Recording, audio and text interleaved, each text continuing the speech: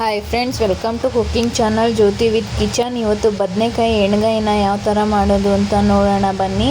ಈ ಥರ ಗುಂಡು ಬದನೆಕಾಯಿನ ನಾನೊಂದು ಅರ್ಧ ಕೆಜಿಯಷ್ಟು ತೊಗೊಂಡಿದ್ದೀನಿ. ಅದನ್ನು ನೀಟಾಗಿ 4 ಭಾಗವಾಗಿ ಕಟ್ ಮಾಡ್ಕೋಬೇಕು. ಒಂದು 4ರಿಂದ 5 ಟೊಮೊಟೊನ ತೊಗೊಂಡಿದ್ದೀನಿ ಮತ್ತು ಒಂದು 4ರಿಂದ 5 ಈರುಳ್ಳಿನ ತೊಗೊಂಡಿದ್ದೀನಿ. ಒಂದು 2 ಮುಷ್ಟಿಯಷ್ಟು ಕಾಯಿನ ತೊಗೊಂಡಿದ್ದೀನಿ. ನಮಗೆ ಸ್ವಲ್ಪ ಕ್ವಾಂಟಿಟಿ ಜಾಸ್ತಿ ಬೇಕು, ಅದಕ್ಕೆ ಜಾಸ್ತಿ ತೊಗೊಂಡಿದ್ದೀನಿ. ನಿಮಗೆ ಕ್ವಾಂಟಿಟಿ ಎಷ್ಟು ಬೇಕೋ ಅಷ್ಟಕ್ಕೆ ತಕ್ಕನಂಗೆ ತೊಗೊಳ್ಳಿ. ಮತ್ತು ನಾನೊಂದು ಹಿಡಿಯುವಷ್ಟು ಕೊತ್ತಂಬರಿ ಸೊಪ್ಪನ್ನ ತೊಗೊಂಡಿದ್ದೀನಿ. ಒಂದು 4 ತುಂಡಷ್ಟು ಚಕ್ಕೆನ ಪೀಸ್ ಮಾಡಿ ಇಟ್ಕೊಂಡಿದ್ದೀನಿ. ಒಂದು 4 ಏಲಕ್ಕಿನ ತೊಗೊಂಡಿದ್ದೀನಿ. ಇದನ್ನೆಲ್ಲ ಒಂದು ಮಿಕ್ಸಿ ಜಾರ್ಗೆ ಹಾಕ್ಕೊಳ್ಳೋಣ.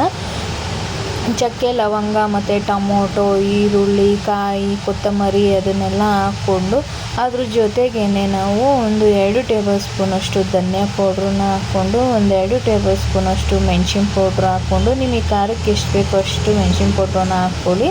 ಮತ್ತು ಒಂದು 2 ಟೇಬಲ್ ಸ್ಪೂನಷ್ಟು ನಾನು ಶುಂಠಿ ಬೆಳ್ಳುಳ್ಳಿ ಪೇಸ್ಟ್ನ ಸಹ ಇದಕ್ಕೆ ಸೇರಿಸಿ 1 ಟೇಬಲ್ ಸ್ಪೂನಷ್ಟು ಉಪ್ಪನ್ನ ಸೇರಿಸ್ತಾ ಇದ್ದೀನಿ.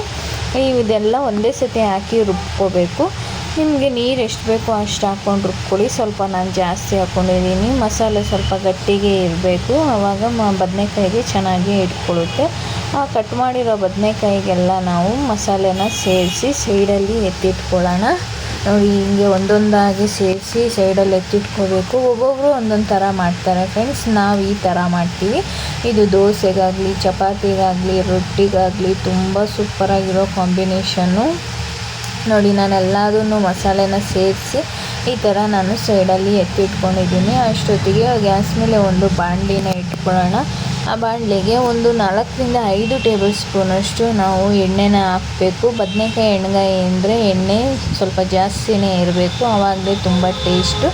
ಅದಕ್ಕೆ 1 ಟೀ ಸ್ಪೂನಷ್ಟು ಸಾಸಿವೆನ ಹಾಕ್ಕೊತಾ ಇದ್ದೀನಿ. ಸಾಸಿವೆ ಎಲ್ಲ ಚೆನ್ನಾಗಿ ಅದು ಚಟಪಟ ಅನ್ನಬೇಕು, ಅಲ್ಲಿ ತನಕ ಫ್ರೈ ಮಾಡಿ ಆದಮೇಲೆ ಕರ್ಬೇವಿನ ಸೊಪ್ಪನ್ನ ಹಾಕ್ಕೊಂಡು ನಾವು ಮಸಾಲೆಯನ್ನು ಸೇರಿಸಿ ಇಟ್ಕೊಂಡಿದ್ವಲ್ಲ ಬದನೆಕಾಯಿ, ಅದನ್ನು ಒಂದೊಂದಾಗಿ ಸೇರಿಸ್ಕೊಳ್ಳೋಣ. ಈ ಥರ ಎಲ್ಲ ಸೇರಿಸ್ಕೊಂಡು ನಿಧಾನಕ್ಕೆ ಮಿಕ್ಸ್ ಮಾಡಬೇಕು, ಇಲ್ಲಾಂದರೆ ಆ ಬದನೆಕಾಯಲ್ಲಿರೋ ಖಾರ ಎಲ್ಲ ಎಣ್ಣೆಗೆ ಬಿಟ್ಕೊಂಡ್ಬಿಡುತ್ತೆ.